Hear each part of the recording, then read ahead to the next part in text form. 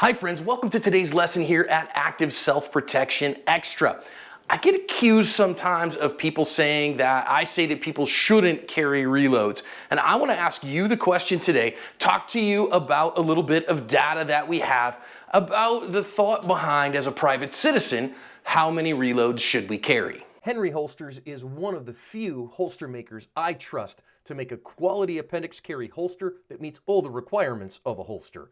Check them out at a link in the description. Very first and foremost, we are not talking about law enforcement uses of force here. The law enforcement equation is very different. And as we always say, it's not my phrase, mission drives the gear train, right? Your mission is going to determine what you bring along and why. And I am talking today as a private citizen to private citizens. Second, I honestly, at the end of the day, I don't care what you carry. I'm not going to be at your gunfight. You're not going to be at mine. And so if you want to carry 5 reloads on your person, I don't care. That's fine. I just want to give you some data here, okay? So before I get into the statistics and all of that stuff, allow me simply to say that analyzing defensive uses of force caught on video all over the world is literally what I do. This is my bailiwick, and I get people sending me news stories all the time, video evidence, surveillance footage, badge cams, and of course as well. And at this point, I've analyzed around 40,000 private citizen gunfights. Those are not contained to the United States. They're all over the world, but kind of once the gunfight starts, a gunfight's a gunfight's a gunfight, no matter where you are in terms of private citizen gunfighting. So I've analyzed around 40,000 defensive gunfights at this point. And for that, people ask me all the time, how many times have you seen somebody who's a private citizen use a reload in a gunfight? I can give you that number on one hand, and the number is 0. I've literally never seen it.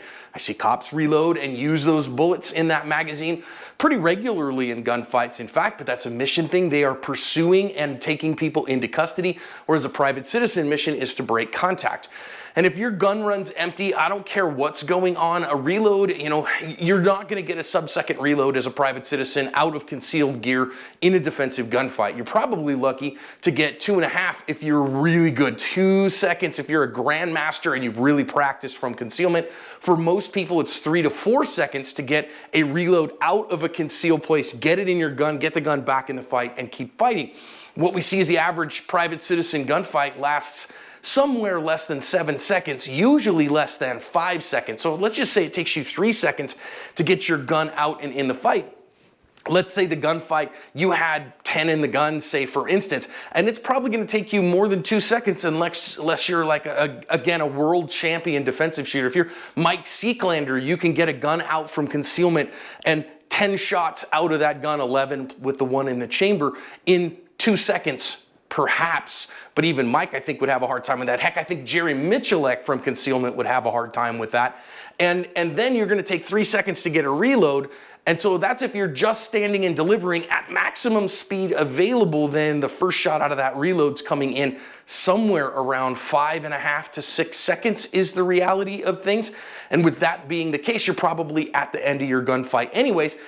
And if you are still standing at the end of your gun going and locking to the rear, your best bet's probably to boogie if at all possible. So that's just what I've seen, what I've analyzed again and again. Again, if you choose to carry 4 reloads, I don't care. I've just never seen one used in a gunfight. I'm going to give you a little bit of data here, just a little bit of statistical analysis. I'm going to say I am not a statistician. I didn't even hardly stay at a Holiday Inn Express last night, but just some numbers and some lifetime risks associated for you so that you can kind of see. Let's just say I was off by a factor of 10. Let's just say that, okay, I've analyzed 40,000 private citizen gunfights, seen 0 reloads, but maybe I should have seen 10 in that time, and it's just some crazy weird anomaly of statistics that I've never even seen one when I should have seen at least 10. So we'll say that 1 in 4,000 private citizen gunfights, I see a reload, or I should see a reload. So I want to give you a little bit of data here just so you can kind of see what's your risk. Because one of the arguments that I see people make all the time is they say, well, John, using a gun is a very low statistical probability. And since we're already talking about a low statistical probability, then having a reload, which is a low statistical probability, is smart too under the same rubric. But I don't actually think it is. Because at one point you start saying, wait a minute, I'm preparing for something that is so unlikely to happen that it's not worth spending the time and effort for when it costs me something else. Now, of course, you might say it costs you nothing when you're already carrying a gun to carry a spare because you're using a sidecar, which those aren't my favorite or whatever, or you're already concealing, so it's really not a hardship for you to conceal carry. Okay, fine. And again, I don't care. Carry 4 of them. It doesn't bother me any. But I want to talk about what the actual chances of using one in any given year and over your lifetime is. So if you go and look at Gallup's survey, Gallup says every year, about 2% of people every year, pretty much consistently, somewhere 1 to 3%, report being the victims of violent crime. And that's in their annual survey of all kinds of stuff that Gallup does, okay? So if you said, wait a minute, the chances of me in any given year not being the victim of violent crime across all of Gallup's survey is 98%.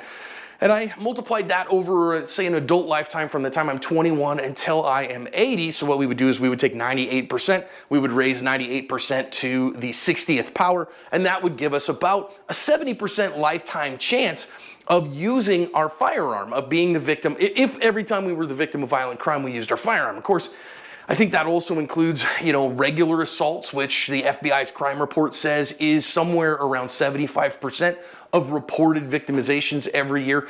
And this is not evenly distributed over the entire population either. I mean, obviously, your socioeconomic status, where you live in terms of not only population density, but regional variations. And there's all kinds of stuff like that that will kind of alter your risk profile, but we're kind of aggregating everyone here to see what you're doing.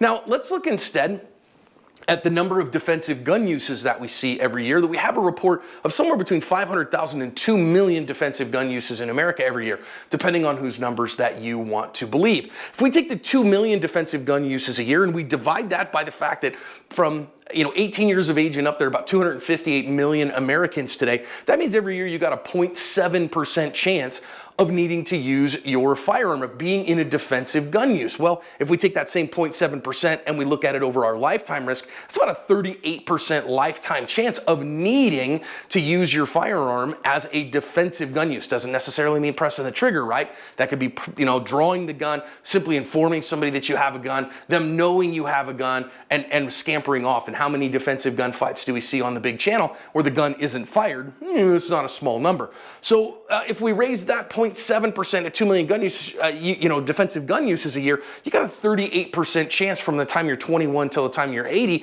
of needing to draw your firearm as a private citizen. That's not a small risk. That's over 1 in 3.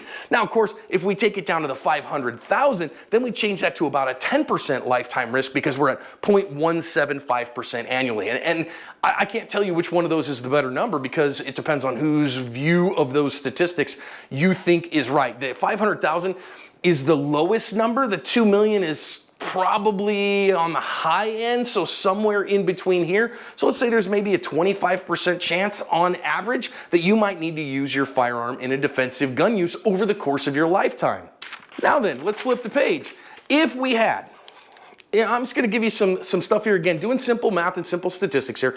2 million defensive gun uses a year, and in that, 1 in 4,000 of those required a reload. 1 in 4,000 of those. So that's out of the 40,000 that I've analyzed, I got 0, but let's just say that I'm just totally wrong there by a factor of 10, and it's not even 1 in 40,000, but I'm seeing that and skewing it low by a factor of 10. If there are 2 million, that's the highest end of defensive gun uses in America every year, and if 1 in 4,000 of those had a reload, then 0.000194% of people who have a defensive gun use will have a chance annually of having a reload.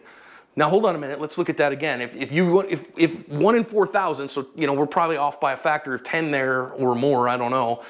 But this is probably a huge overestimation, but you've got a 0.000194% chance, this is not a totality of the number, this is the percentage chance of needing a reload in any given year, or over your entire lifetime. We take that over 21 to 80 rather, that is a 0.012% chance over your lifetime of needing a reload. So if you're a D&D nerd, right, what is this percentage chance? It means you roll percentiles and you have to roll a 1.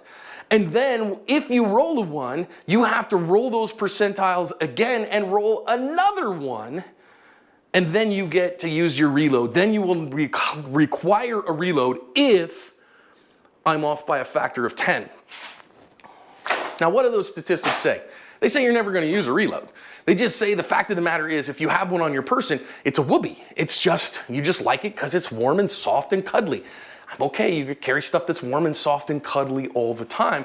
And we do things that make us feel emotionally good that aren't statistically driven all the time.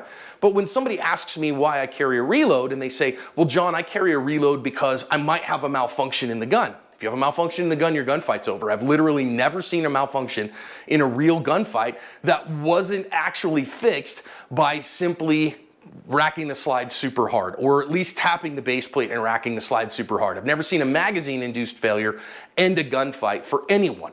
Never seen it. So I'm not saying it couldn't possibly happen, but again, you're talking a lifetime risk here of a minuscule amount, a 1 in 1,000 possibility, or 1 in 10,000 possibility from a statistical perspective.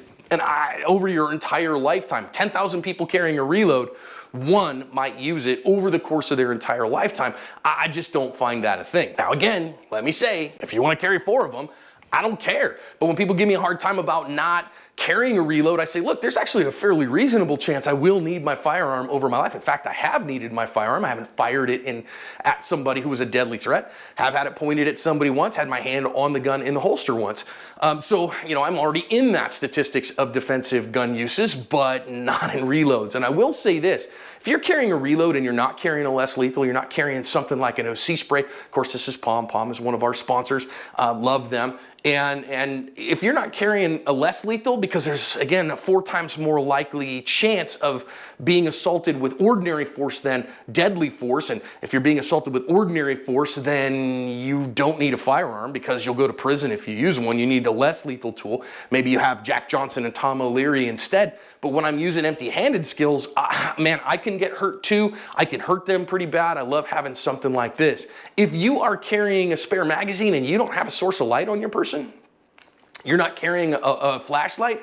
I use my flashlight every day. My chances of needing this, well, not every day, but you get my point. I use my flashlight, gosh, man, dozens and dozens and dozens of times a year. Every time I'm out, it's dark half the day, right? And anytime you go out at night, I'm just seeing what's going on in my world with my handheld flashlight. So I think if you carry a spare magazine, you don't have a bright light. I'm not saying you got to have this one. It's too big for some people, but that's great. I mean, I carry stuff too, like a pen, right? And I know some people give me a hard time because they're like, John, it's not a very tactical pen. It's kind of tactical, and I would use this as a Kubotan anyways. But it's, I mean, if you're carrying a spare and you're not carrying a tool that you use every day, I write stuff every single day, then that's cool. I got another one here that I just didn't want to take off my ankle. And if you're carrying a spare magazine, you're not carrying your emergency medical, I think you're making a mistake and should reprioritize.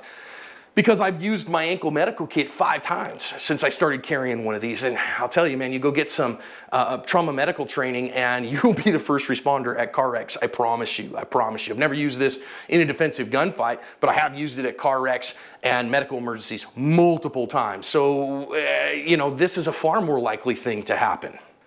And yes, I carry a firearm every single day. Theseus, you see me shooting this gun on camera all the time. This is the gun that I carry every single day.